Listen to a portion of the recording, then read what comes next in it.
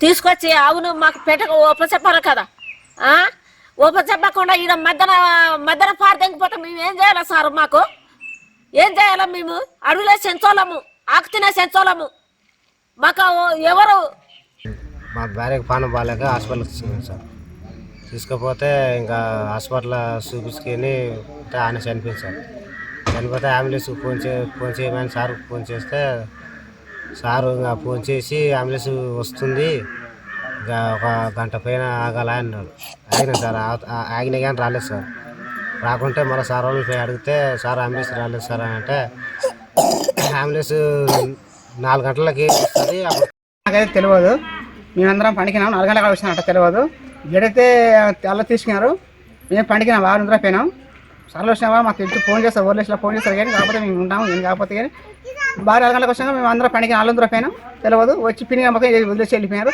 అటు వెళ్ళినప్పుడు అప్పురం వదిలిపెట్టినా అయిపోతుండే, ఏ వాళ్ళకి వదిలిపెట్టలేరు. మనిషి పిల్లలు వదిలిపెట్టినా అయిపోతుండే పిన్నిగానే. వచ్చి వదిలిపెట్టి అమ్మ వెళ్ళిపోయిన దిగపడతా చేస్తానే ఇప్పుడు వెళ్ళిపోయారు వాళ్ళు.